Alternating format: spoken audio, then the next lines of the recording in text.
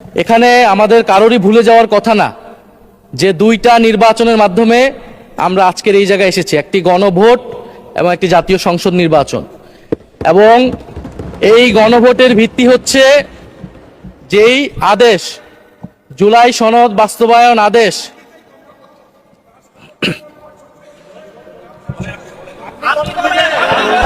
আপনি বলেন।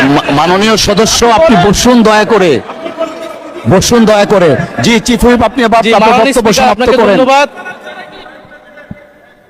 মাননীয় স্পিকার। তাহলে আমরা আর এখানে না থাকি, আমরা তাহলে আর দরকার নেই। মাননীয় চিফ হুইপ, আপনার মাইক অন আছে, প্লিজ ডু কন্টিনিউ। মাননীয় স্পিকার, আমাদের বক্তব্যটা হচ্ছে খুবই সুস্পষ্ট, যেখানে বারবার বিভিন্ন বক্তব্যে আমাদের যে গণভোট হয়েছে, গণরায় হয়েছে, গণভোটের আদেশ ছিল, সে আদেশকে অমান্য করা হচ্ছে, সে আদেশকে অসাংবিধানিক বলা হয়েছে।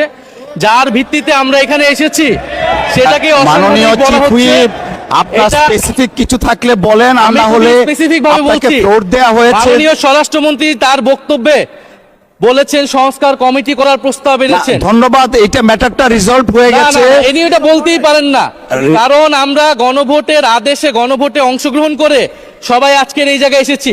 আমরা সংবিধান সংশোধনের জন্য এখানে আসি নাই, সংবিধান সংস্কারের জন্য আমরা এসেছি। ধন্যবাদ মাননীয় চিফ হুইপ। এবং মাননীয় সংসদ সদস্য জনাব হান্নান মাসুদ, করতে বলেছেন, আপনি আপনার অসমাপ্ত বক্তব্য সমাপ্ত শুরু করুন। নিয়ে আসতে বলেছেন, সেটার জন্য আমাদের সংবিধান।